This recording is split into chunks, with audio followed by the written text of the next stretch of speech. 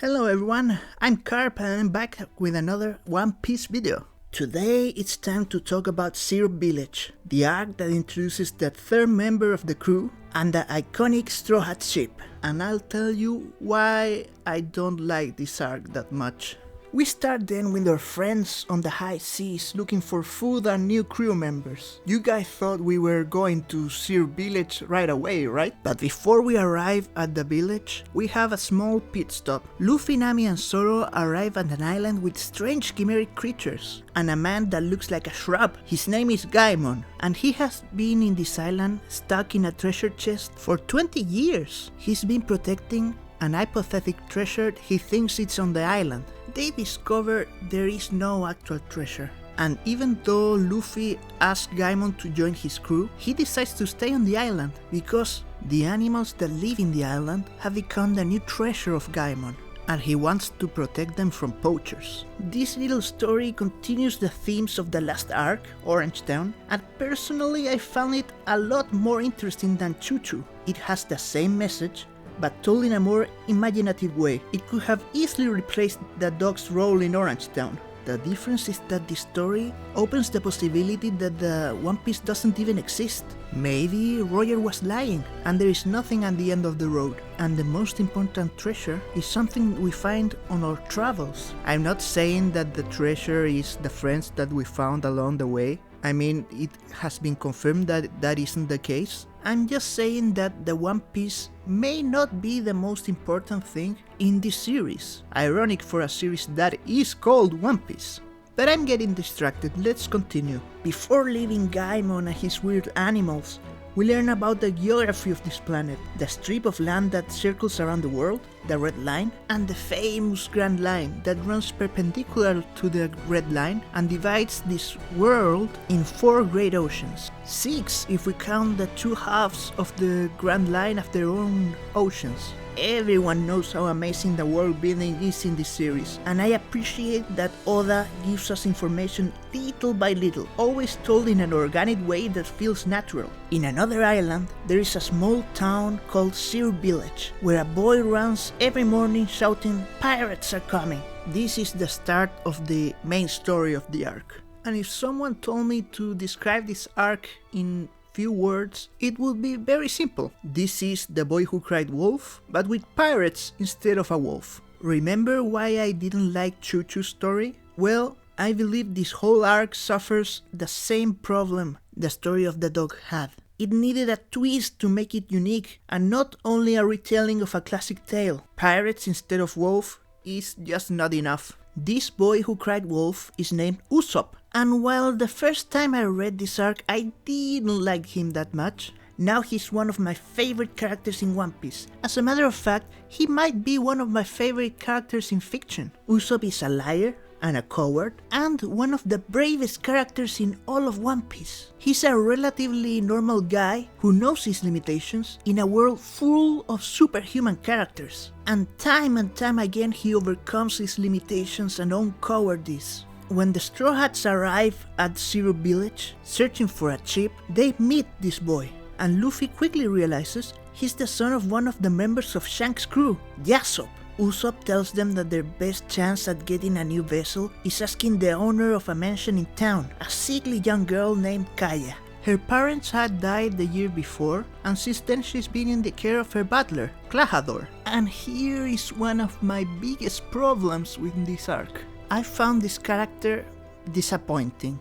We'll find out later his real name is Kuro of 100 Plans, captain of the Black Cat Pirates. What bothers me about him is that while he's supposed to be a genius strategist, he only shows us one plan, and it's terrible. He wants to quit pirating and live in peace and luxury, so he fakes his own death and becomes the butler of Kaya's family in Zero Village. At that point, he already achieved his objective of a life free of the navy, but he wants the rich family's fortune. Unwise for a man supposedly so smart, but I guess it's on character. He works there for years, gaining their trust. Luckily for him, both of Kaya's parents die of sickness. I have no idea what he would have done if that didn't happen. Now he's a trusted servant of a sickly girl who adores him. everything is going his way. The next step of his plan is to call his old pirate crew to raid the village. During the confusion, he will hypnotize Kaya and make her write a will that will make him inherit all of her money. And then Kaya will suffer an unfortunate accident. After all that, he will kill all the pirates and live happily ever after. I have a couple of thoughts about this master plan. I mean, there is so many things that can go wrong and there is no backup plan.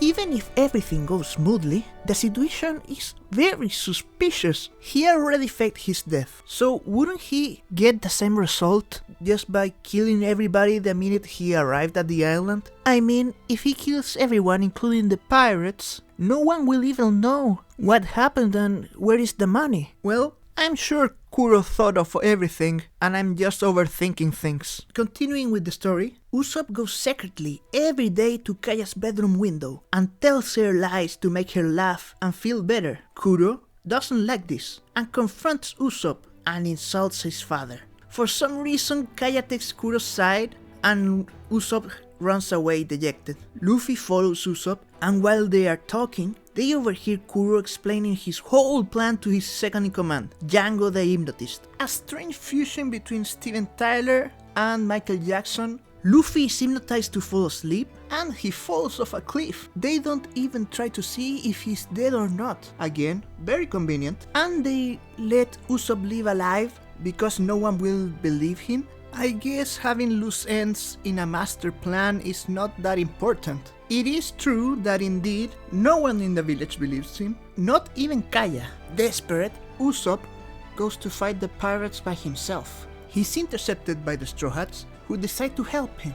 During the night, Kuro attacks Mary, the other butler of Kaya, and I have no idea what he was thinking. Why did he do that? And he leaves him alive too, I mean, why? Of course, the next morning Mary tells Kaya everything. Meanwhile, on the beach of the island, the battle for the fate of the village starts. There isn't too much to say about the fights. They were good, not very memorable, but good. And while Zoro gets injured, again, and Luffy's taken out of the fight for a big portion of it, again, it's fairly one-sided. I mean, it's kind of obvious that in this first saga, both Luffy and Zoro are being nerfed heavily, and that is not a bad thing, as long as it's handled well. And I think in this case, it is handled well, even though it does mean that the stakes are lower. But at the same time, this is perfect build-up for higher stakes in later arcs. Having said that, let's go back to the battle. Zoro fights and defeats the Nyanban brothers, two very weird cat-themed enemies. Of course, Luffy takes on the big bad, and after a fierce battle, beats him with a headbutt to the face. Usopp, with the help of some local kids, knocks out Django with his slingshot just in time to save Kaya, and thus the fight ends and the crisis is averted. We learn about how awful of a father Yasop was to Usopp, a real role model that Yasop. He abandoned his wife and child to become a pirate and never came back. His wife died and his son was alone for years. But Usopp doesn't resent him. In fact, he admires him. So he decides to follow his footsteps and become a pirate. Luffy invites him to join his crew, and with that, we have our new Straw Hat. Kaya, understandably very grateful that they saved her life, gives them a caravel named Going Merry, and so the arc finishes with the crew living in their new ship. And that was Zero Village, my least favorite arc in One Piece. While it's a lot better than I remembered now that I read it again, I still think that this arc suffers from a very underwhelming antagonist and a evidently recycled story that fails to shine as its own thing. This is not a bad arc, but it is a disappointing arc. When I think of a One Piece arc, I generally think of a panel or a moment so memorable that it gets stuck in my mind forever. That doesn't happen with Zero Village, and that is maybe the biggest criticism I have with this arc. One Piece is so good that an arc not being iconic is a bad thing for this series. I didn't hate it, but it's a clear meh tier for me, and it will probably stay at the bottom of that tier for the rest of this series of reviews.